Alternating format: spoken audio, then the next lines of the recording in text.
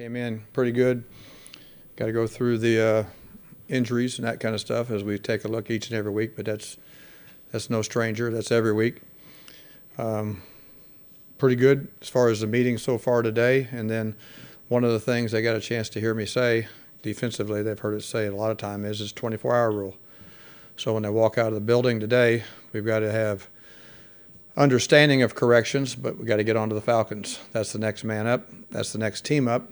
And then as they prepare to come back in here and get started on Wednesday, there'll be a lot of things that they'll already start on tonight and tomorrow on getting onto the Falcons. Questions? Where are you with injuries? You know, right now, as those same things are at this point in time, really early in the week, it's a day-to-day process. There's been nothing, to me, stated until we go through all the other different types of testing and stuff on who's extended, who's not. So we're in a day-to-day process. Some are better than others. With EJ having 2 concussions within 3 weeks, is that something that could end his season? That's one of the things that I've got to go through too, go through the protocol and listen to the whole thing. So, and he and I go way back. I drafted him, a long time ago, and he grew up about 30 miles from where I grew up, back in Kansas City area.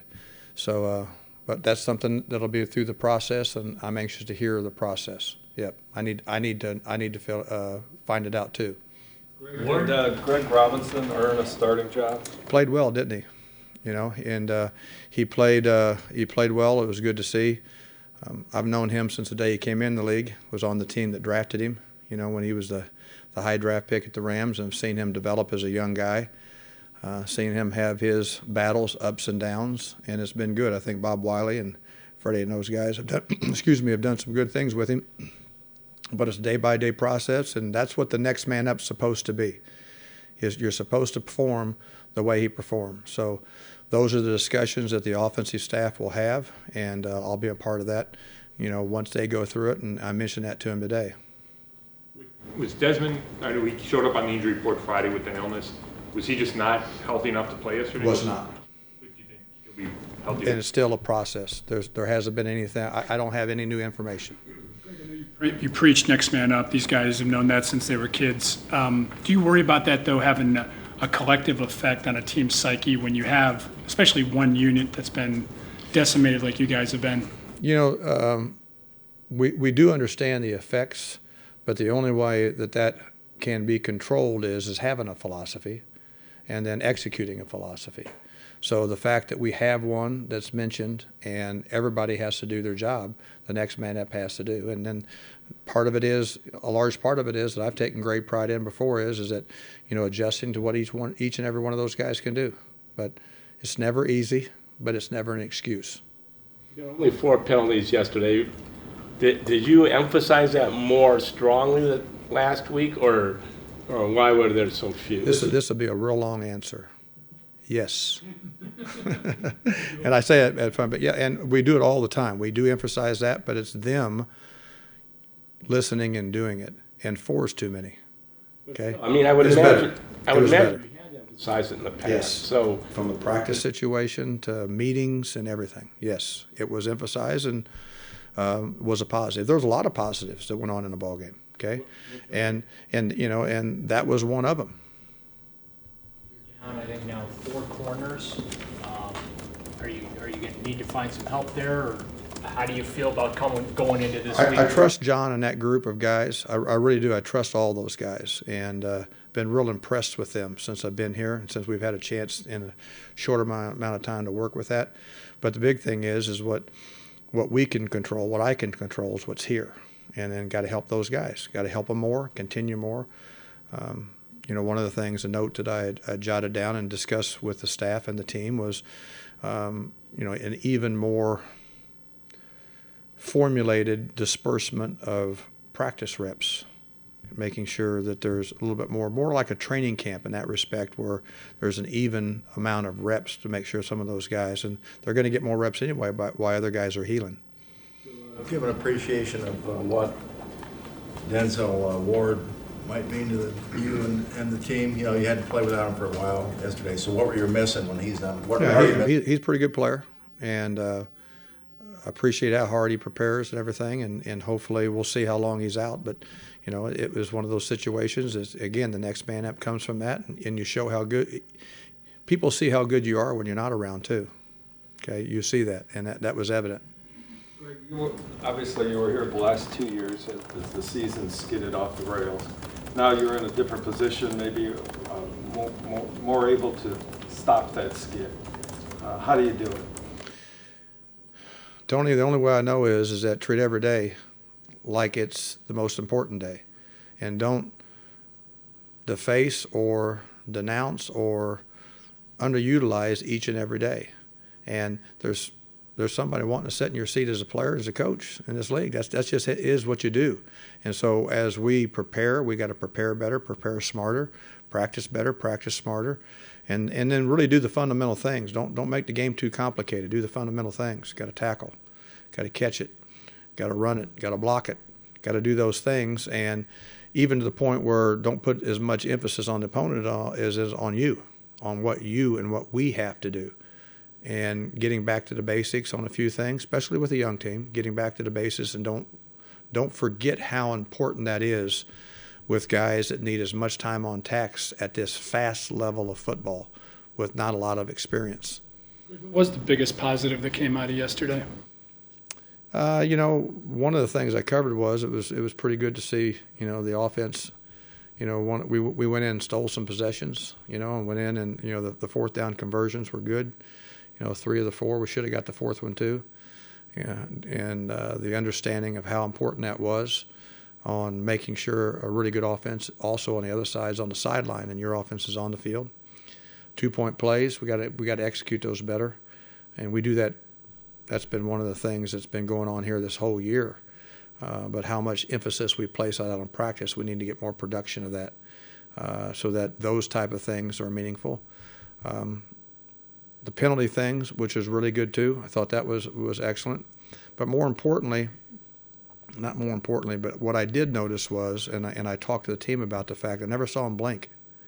1, 2 scores down or whatever. We were always in a position to continue to fight. Never saw him blink. That's good. That's what we're supposed to do as professionals. Okay, that was a young team, old team. I don't care. That was good, and so there was a lot of positive in that way. Defensively, we have to play better. And that's what I said. We have to make the space plays. Andy Reid's teams have done this for a long, long time. Is they create the space plays to make you play in space. We got to tackle better, got to play in space better, got to do better on third down, got to do better in the red zone, and got to play a more synchronized game. Okay, offensively we did roll in the red zone, we did well on fourth down. Defensively we got to do better in those other areas.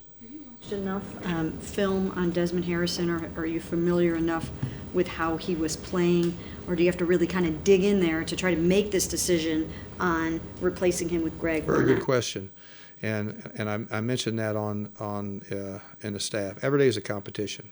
It's not game by game. It's day by day, and really the competition is how you sit in your chair when you're in a meeting that day. Okay, you don't pay attention. Maybe somebody moves into your chair before we even get to the game because of practice situation. So the other thing from a coaching perspective, when you've possibly been doing as long as I've been doing it, is there's an instinctive feel when you're on the field in practice. I don't need to watch it on film. I'm in practice. I'm feeling it. I see it. I sense it. And he's come a long way, both of them. But I think Desmond's improved light years from when he stepped out on the field for the first time, and he had the big eyes with the speed of the game when he started here, in mini camps and stuff. So every day we got to continue to be better, and what we'll do as a staff and what we'll do as a team is that, play the best guy for the best opportunity. There's been, you said yesterday Jamie Collins is doing a lot for you, but he's catching a lot of attention around the area for perceived lack of effort. Do you have any concern with that from him at all? I will say this, and it's come across my desk a couple times here, today. We got to play better on defense. Okay, that's what we got to do. And when all of a sudden all the dominoes starts hitting around him, and all the things that he's saying and doing to everybody else just to try to get them lined up, sometimes. There's a lot going on. We got to play better on defense as a whole. Okay, it's not not him. I got to coach better, okay? It's not him. I got to coach better. All of us have to play better on defense. And when we understand that, then you understand the importance of playing as a team.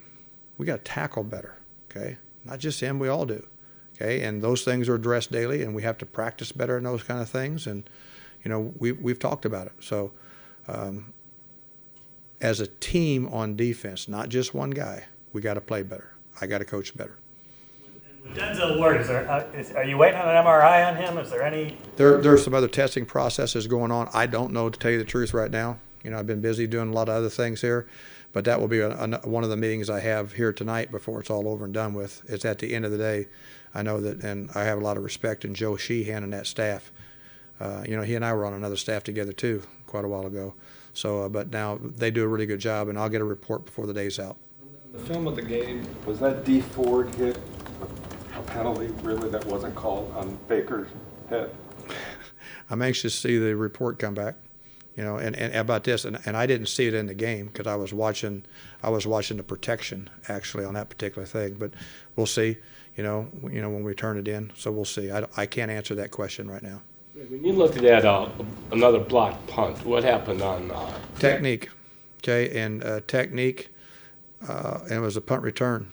And that, you know, only one rusher, and that shows you how important that every single snap is important. You know, you can only send one pass receiver out, and he's the one who runs deep. You got to cover him. You send one rusher, you better make sure you're blocking him. It's probably shocked. That guy was probably shocked he blocked a punt, you know, and because it was a punt return. But you know, as a special teams coordinator, I've been through that before too. Is that it was technique. You know, we gave too much ground, and can't let that happen. You know, that's field position battles, and then when that does happen, defensively we got to make him kick a field goal, and we didn't. That's what happens. Duke had the kind of impact he did yesterday. Does that just reiterate maybe what you saw last season that he can do, and emphasize that? I think it was a good thing. I think Freddie did a good job, and Baker too. You know, Baker's understanding of that. You know, from the read process. You know, when a play's called, you don't know as a quarterback automatically know that's going to go to that person. You know, and there's a read definition that takes you to that person. But from Baker and Freddie, they did a good job with that, and it was good to see that with Duke. And just like what we talked about other people, I think he can even do more, and he will. Okay, had a good fire about him, and he'll continue to improve too. We need him to improve. His calling card was his accuracy. There were a few high throws, overthrows. What's going on there, do you think? He was irritated too. You know, he's such a prideful guy. And then when it means more to him than it means more to us, you know, and a little bit of that is pocket awareness. All of a sudden, you know, something that's happening in the pocket. I thought our protection was pretty solid though, with minus those two plays in the game. But a couple of things that takes one read to the next read, and you're on your heels instead of on your toes. And that's just some minor things that he does a very good job with. And it's hard for coaches at this level to drastically improve accuracy. Either you have it or you don't. He has it. So those little bitty things can be repped and improved, and he will, because he's a hard-working dude. Do you have a hard and fast rule about players maybe not practicing during the week and then playing on Sunday? What is your philosophy? I do believe this, and through lots of trials and experiments for the long time, is I do believe that we as coaches set them up to fail if they can't practice during the week. And I've never been with any person that could not practice during the week to walk out there that thought they were good enough at this level to do it. It's different than the NBA. It's different than baseball. Football, you set them up, you know, for a failure. So in order to get their body reaction time correct, their power response time correct, you know, there needs to be a full speed rep or two before you get into the Sunday game. So we've always had that wherever I've been, is that, and I've kind of modeled it, that you need to be able to practice on Wednesday, Thursday, and Friday in order to go into a game without being set up for failure. Does that include, like, I mean, if they practice on Wednesday and, I mean, if they return? But what I do is I kind of take it into effect on the overall health, the age of the player, the experience of the player, kind of build it all into a thing, and then it comes down to instincts. You know, my instincts, their instincts. But I do listen to them. Yep. Said out, it was your call with Demarius yesterday. Wanted to get him healthy and hadn't practiced. Will you give him the 2 more weeks because of the bye coming up? No, every day, each and every day, you know, and, you know, hopefully, again, when I get the report today, we'll see how it's gone, you know, with the response on, you know, the wear and tear of what he's been practicing through. So we'll see. But I'm anxious to see that report later on today. Will you continue to be aggressive on fourth downs and 2-point conversions, or is that something that goes game by game and depending on the situation you're in with the school? Each week. And, you know, we've got a bunch of talented people in the building that do a great job, not a good job, but a great job in some of the game analytics that we do. And I've been a part on other staffs that did a bunch of that too, as a staff. And that was a process that we started on Tuesday of last week. It wasn't that I woke up on Sunday and started doing that. And we discussed it. We practiced it all week that way. And then in the course of the ball game, if it adjusts, then we have to adjust. But it fell pretty much the way we went into it, and executed it to a pretty good deal. And again, defensively, we got to improve to give them a few more shots in that area. Plus and minus on that, going for 2, when if you miss the first one, all of a sudden you're kind of behind on the... It really kind of depends on the overall, you know, game. There's not any hard, fast formula. But from week to week on who you're playing, and you're taking a look at the point production throughout the whole year, and then how the game is going to, becomes, you know, somewhat of an instinctive feel, okay? But we do, and without me telling everybody so everybody else is copying, you know, what the formula is. We have some formulas in the background with some talented people that I trust and listen to. Analytics? Yep, some of them are. Some of them are, yes. Yes. Almost said his name, but I didn't. No, I'm just